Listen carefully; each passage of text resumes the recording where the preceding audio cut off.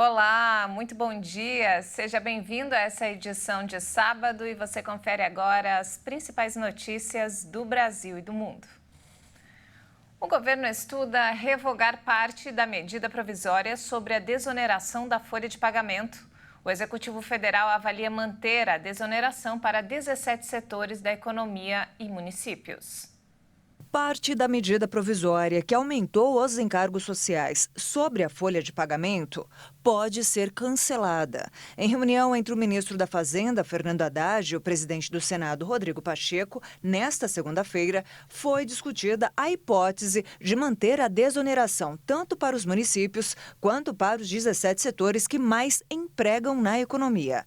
Os outros dois temas da MP devem ser revogados e enviados ou por meio de uma nova medida provisória ou por um projeto de lei. Além da reoneração da folha de pagamento, a medida também limita a compensação de créditos decorrentes de decisões judiciais e revoga benefícios fiscais concedidos no Programa Emergencial de Retomada do Setor de Eventos. Após a reunião realizada na residência oficial do Senado, Pacheco, que tenta uma solução conciliatória para o impasse, disse que ainda pretende consultar o presidente da Câmara, Arthur Lira, antes de tomar qualquer decisão. O líder do governo na casa, senador Jacques Wagner, afirmou que as alternativas foram apresentadas e destacou que uma decisão concreta só deve ser tomada após o recesso parlamentar em fevereiro. A entrega da declaração do Imposto de Renda 2024 já tem data definida. A Receita Federal vai começar a receber os documentos em 15 de março. No calendário elaborado pela Receita Federal, consta que a declaração do Imposto de Renda à Pessoa Física de 2024, ano base 2023, deve ser entregue até o dia 31 de maio. Os contribuintes vão ter 2 meses e meio para cumprir a obrigação perante o fisco. O período estendido começou a vigorar a partir de 2020 em função da pandemia de Covid-19. Antes disso, o prazo para envio do documento era menor, terminava em abril. Outras regras do IRPF 2024 ainda serão anunciadas pela Receita até fevereiro. São obrigados a entregar a declaração os contribuintes que receberam rendimentos tributáveis superiores a 2 salários mínimos por mês, um total de 28.559 no ano de 2023. A partir deste ano, a faixa de isenção do imposto de renda vai ser ampliada de R$ 1.903 para R$ 2.112. O valor estava congelado desde 2015. De acordo com a Receita, com essa mudança, 13.700.000 contribuintes, pessoas físicas, ficam isentos do tributo. Além disso, quem recebe até 2 salários mínimos, ou seja, R$ 2.640, terá uma espécie de desconto automático de R$ 528 para ser incluído na faixa de isenção. Com as mudanças na tabela, mesmo quem ganha mais de 2 salários mínimos vai ser beneficiado, já que o imposto é cobrado apenas sobre os valores que ultrapassem as faixas isentas. O seguro DPVAT tem indenizações suspensas por falta de recursos. Uma indefinição na lei que reformula o seguro obrigatório para vítimas de acidentes de trânsito impede que quase 10 mil pessoas recebam o auxílio. A Caixa Econômica Federal, que atualmente administra os recursos do DPVAT, suspendeu os pagamentos de indenizações a vítimas de acidentes de trânsito registrados após o dia 14 de novembro do ano passado por escassez de fundos. Até 2020, o DPVAT era cobrado no licenciamento dos veículos, mas a obrigatoriedade foi suspensa. Porém, a expectativa é de que o pagamento do seguro dos danos pessoais por veículos automotores terrestres deve voltar ainda neste ano. O projeto de lei complementar foi apresentado no Congresso Nacional para retomar a cobrança do seguro, que vai passar a se chamar SPVAT, o Seguro Obrigatório para a Proteção de Vítimas de Acidentes de Trânsito. A votação deveria ter ocorrido antes do fim de 2023, mas o projeto continua em tramitação. Segundo a Caixa Econômica Federal, a falta de uma definição da lei que reformula o seguro obrigatório para vítimas de acidentes de trânsito impediu que 9.925 pessoas recebessem um auxílio após a interrupção do benefício. O seguro é pago em casos de morte, invalidez permanente ou individual e para o reembolso de despesas médicas e hospitalares da rede privada por danos físicos causados por acidentes com veículos automotores de via terrestre ou por suas cargas. O seguro é destinado a motoristas, passageiros e pedestres ou seus beneficiários.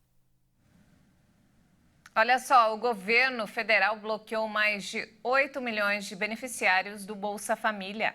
A medida foi adotada após um pente fino para rever os cadastros. Um pente fino nos cadastros dos beneficiários realizado entre os meses de março e dezembro resultou no bloqueio de 8 milhões e 400 mil famílias do principal programa de transferência de renda do país, o Bolsa Família. O Ministério do Desenvolvimento e Assistência Social informou que, após esse bloqueio para checagem, o número de benefícios efetivamente cancelados foi de aproximadamente 3 milhões e 700 mil. De acordo com a pasta, foram bloqueadas no programa contas de famílias que apresentavam algum tipo de inconsistência no cadastro, de renda ou composição familiar, além de beneficiários com informações desatualizadas há muito tempo. O objetivo é reparar distorções no Cadastro Único, porta de entrada para programas sociais do governo federal. Segundo dados do Observatório do Cadastro Único, atualmente 21 milhões de famílias recebem o benefício. Quase 9 milhões e meio delas estão no Nordeste e mais de 6 milhões no Sudeste do país. São Paulo, Bahia e Rio de Janeiro foram os únicos estados a ultrapassarem a marca do 1 milhão de benefícios bloqueados. O INSS começou a usar inteligência artificial para detectar fraudes em atestados para gerar auxílios-doenças. A Previdência passou a utilizar robôs para fazer uma varredura nos documentos médicos enviados pela internet e, com isso, encontrar irregularidades de forma mais rápida. Quem conta para a gente mais detalhes é o nosso repórter Marcos Marinho. O benefício dos atestados médicos para conseguir o auxílio-doença, atualmente chamado de benefício por incapacidade temporária, é concedido quando o trabalhador precisa ficar afastado do serviço por mais de 15 dias por motivos de doença. Mas uma quantidade considerável de trabalhadores se utilizam dessa condição para burlar o sistema e entregam atestados falsos. Essa situação foi expressa em um levantamento, onde mostrou que em 2023, mais de 1 milhão e 600 mil documentos emitidos não foram aceitos pelo INSS por conta de irregularidades. O robô, desenvolvido pela Dataprev, vai fazer uma varredura nos atestados médicos que forem enviados pela internet.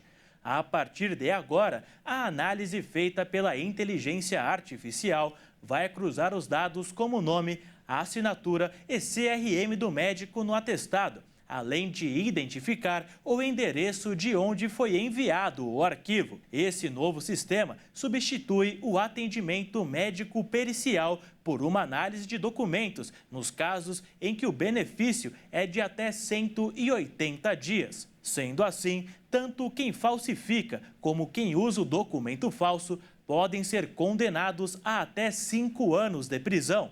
Além disso, o beneficiário do INSS que comprou o atestado terá que devolver o dinheiro recebido e pode ser demitido por justa causa. Vale ressaltar que qualquer pessoa que seja segurada tem direito ao auxílio-doença, incluindo empregados CLT, autônomos, empreendedores, facultativos ou contribuintes individuais. Basta ter o documento verdadeiro assegurando a necessidade da utilização do benefício. Um levantamento da consultoria de inovação Accenture apontou que 99% dos gestores brasileiros acreditam que a inteligência artificial transformará serviços e atividades industriais. Mas poucos deles já fizeram investimentos significativos na tecnologia até o momento. O cenário deixa evidente a insegurança das empresas em apostar em inteligência artificial, principalmente por conta dos riscos de violação de direitos autorais e de possíveis erros. No resto do mundo, 47% dos gestores afirmaram não estarem preparados para o avanço tecnológico tão repentino. Apesar do receio em investir em inteligência artificial, as empresas que já começaram a olhar com mais carinho para o ramo devem começar a apresentar vantagens já este ano. De acordo com especialistas, neste momento, as empresas precisam investir mais em pessoas do que na tecnologia, com o objetivo de capacitar força de trabalho especializada, pois ainda não existem profissionais e especialistas em inteligência artificial na escala necessária. Neste ano, a inteligência artificial deverá influenciar 44% de todas as horas de trabalho em curso na indústria. A estimativa é que em 2025, os clientes estejam tão satisfeitos com o atendimento por chatbots quanto ficariam com uma chamada para um atendente humano. Já em 2029, conselheiros de inteligência artificial terão mais audiência do que buscadores tradicionais como o Google e o Bing. Os especialistas disseram que 60% dos trabalhos atuais não existiam em 1940, antes da invenção dos computadores, e a maioria das pessoas trabalhava com agricultura antes da Segunda Guerra Mundial. Por esse motivo, a inteligência artificial pode ser considerada um marco, assim como foram os computadores, e muitas profissões devem surgir. E veja a seguir: indígenas e Yanomami enfrentam novamente crise ligada à mineração ilegal. E ainda, pesquisa revela nível assustador do derretimento de gelo na Groenlândia. Nós voltamos em instantes. Até já!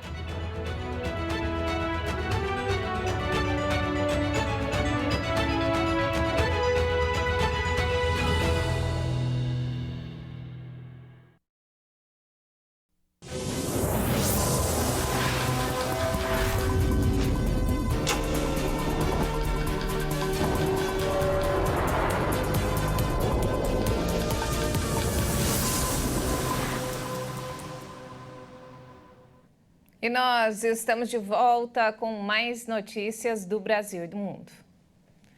Olha só, os garimpeiros ilegais voltaram a depredar a terra indígena Yanomami em Roraima. E a crise humanitária continua para esta comunidade, apesar da emergência declarada há um ano pelo governo do presidente Lula. A revelação de diversos casos de crianças Yanomami com desnutrição grave, além de malária e infecções respiratórias no estado de Roraima, acendeu novamente o alerta. Um ano após o presidente Lula ter declarado estado de emergência devido à situação dos indígenas, as imagens da reserva na floresta amazônica permanecem desoladoras. Centro Organização e Mediação não resolve. Não resolveu tudo. Resolveram só para jogar alimentação. Eles estavam pensando que o meu povo estava morrendo de fome. Mas está morrendo de fome e de doença que garimpeiro levou. Garimpo legal ficou lá nas duas comunidades. Pelo menos 308 Yanomami morreram de janeiro a novembro de 2023. Metade deles crianças menores de 5 anos, segundo as autoridades de saúde. Os casos de malária entre os Yanomami aumentaram 61% no ano passado e os de gripe 640% em comparação com 2022. Os números sombrios são um problema para Lula, que assumiu o cargo em janeiro de 2023, prometendo proteger os povos indígenas. Uma das primeiras ações do governo foi mobilizar os militares para expulsar cerca de 20 mil mineiros ilegais da reserva Yanomami, um vasto território no norte do Brasil, maior do que Portugal. Líderes indígenas e ativistas de direitos humanos acusam os mineiros de matar habitantes Yanomami, envenenar suas águas com mercúrio, espalhar doenças, destruir florestas tropicais e desencadear uma crise alimentar. No ano passado, o governo federal ordenou que a Força Aérea impusesse uma zona de exclusão para cortar o fornecimento às minas e enviou policiais e soldados para expulsar os invasores. Milhares de mineiros fugiram enquanto as autoridades realizavam um total de 400 operações em 2023. Mas os críticos dizem que o sucesso do plano durou pouco, deixando os 30 mil Yanomami vulneráveis. De acordo com a Associação Rutucara Yanomami, 330 hectares de reserva foram arrasados no ano passado pela mineração. Lula admitiu na semana passada que seu governo vem perdendo o que chamou de guerra à mineração ilegal e prometeu redobrar esforços e gastar mais de 1 bilhão e 200 milhões de reais este ano para criar uma força policial e militar permanente para proteger a reserva. Os estados do Centro-Oeste, Sul e Sudeste podem enfrentar uma epidemia de dengue neste ano. O Ministério da Saúde já informou que vai priorizar crianças e adolescentes na vacinação contra a dengue. O Brasil lidera o número de casos da doença no mundo. Quase 3 milhões foram registrados em 2023. Enquanto não há doses da vacina contra a dengue suficientes para ampliar a imunização para adultos e nem a aprovação da Anvisa para aplicação em idosos, especialistas avaliam que foi correta a decisão do Ministério da Saúde de começar a proteção por crianças e adolescentes de 6 a 16 anos de idade. O público-alvo foi anunciado após uma reunião da Câmara Técnica de Assessoramento em Imunização e segue a recomendação do Grupo de Assessoramento da Organização Mundial da Saúde. Este ano, estados do Centro-Oeste, Sul e Sudeste devem enfrentar epidemias de dengue. A estimativa é que até 5 milhões de casos sejam registrados no Brasil. No ano passado, foram cerca de 1 milhão e 600 mil notificações. Em São Paulo, teve um aumento de quase 20% nos diagnósticos da doença em 2023. E nas 2 primeiras semanas de 2024, a capital paulista já viu mais de 280 casos da doença. O aumento da temperatura e o acúmulo de água da chuva no verão favorecem a proliferação do mosquito Aedes aegypti, principal transmissor da dengue, zika e chikungunya. E nos destaques internacionais, o Hamas estabeleceu novas condições para a entrega de medicamentos aos 45 reféns sequestrados no dia 7 de outubro. O movimento islamista se recusou a permitir que as autoridades israelenses inspecionem os caminhões. Mas as autoridades israelenses rejeitaram a possibilidade de deixar o comboio entrar em Gaza sem a inspeção prévia. Normalmente, a entrada de ajuda humanitária procedente do Egito, que transita pela passagem de Rafah, é revista pelos israelenses na passagem de Kerem Shalom. Depois, retorna para Rafah, de onde é levada para a faixa de Gaza. Além de rejeitar a inspeção dos caminhões, o Hamas afirmou que por cada caixa de medicamento destinada aos 45 reféns, 1.000 unidades serão para os moradores de Gaza. Assim que entrarem na região, os remédios serão levados para 4 hospitais diferentes do território palestino. Segundo o Ministério das Relações Exteriores do Catar, 2 aviões pertencentes às Forças Armadas catares chegaram à cidade de El Arish, no Egito. Estão carregados com 61 toneladas de ajuda, incluindo medicamentos, fornecidas pelo Estado do Catar e a República Francesa, e produtos alimentícios. Um estudo publicado pela revista Nature indicou que a mudança climática provocou uma perda 20% maior da camada de gelo da Groenlândia do que se pensava anteriormente. O levantamento informa que 1 trilhão de toneladas de gelo derreteram nas extremidades da ilha durante as últimas 4 décadas, sem que ninguém percebesse. Levantamentos feitos até o momento haviam estimado uma perda de cerca de 5 trilhões de toneladas de gelo desde o ano 2000, o que representou uma significativa contribuição para o aumento do nível do mar. Só que além dos 5 trilhões de toneladas perdidos, um novo estudo, feito com cerca de 240 mil imagens de satélite, descobriu que mais 1 trilhão de toneladas derreteu nas extremidades da Groenlândia durante as últimas 4 décadas, sem que ninguém percebesse. Apesar disso, os autores enfatizaram que este novo aumento teve um impacto direto mínimo na elevação do nível do mar, devido ao fato de o gelo nas margens da ilha já estar acima da água. Estima-se que o derretimento da vasta camada de gelo da Groenlândia, que é a segunda maior do mundo depois da Antártica, tenha contribuído com mais de 20% do aumento do nível dos oceanos desde 2002. Uma das consequências do aquecimento global, a elevação do nível dos mares pode fazer com que cidades e até países inteiros fiquem submersos no futuro.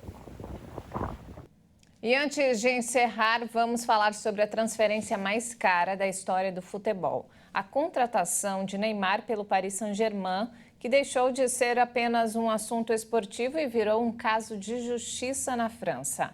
Autoridades realizaram buscas no Ministério das Finanças em mais uma etapa da investigação que apura se o governo francês concedeu benefícios fiscais para o PSG contratar o astro brasileiro em 2017. A operação faz parte de uma investigação iniciada em setembro de 2022 sobre as táticas de influência atribuídas ao ex-diretor de comunicação do clube parisiense, Jean-Marchal Ribe, de 57 anos. Ribe, que foi acusado no dia 1º de dezembro de uma série de crimes, também é suspeito de ter usado o cargo para obter informações sigilosas para o PSG, em troca de presentes como ingressos para jogos do clube da capital. A justiça também apura se Hugues Hanson, ex-deputado da aliança do presidente francês Emmanuel Macron, tentou obter vantagens fiscais para que o time parisiense comprasse Neymar do Barcelona, o que poderia configurar tráfico de influência, um crime punido com até 10 anos de prisão na França. Hanson, que também foi vice-presidente da Assembleia Nacional, afirmou em 24 de julho de 2017 que levou uma questão do PSG para Gérald Darmanin, então ministro das Contas Públicas e atual ministro do Interior, segundo consta em um relatório enviado ao juiz de instrução em 21 de novembro de 2023. Ainda de acordo com o documento, Hanson agradeceu a Ribe por seus filhos terem acompanhado os jogadores do Paris Saint-Germain antes de uma partida no Parque dos Príncipes, em mensagem enviada pelo ex-parlamentar, um dia depois de a contratação de Neymar ter sido confirmada pelo clube francês.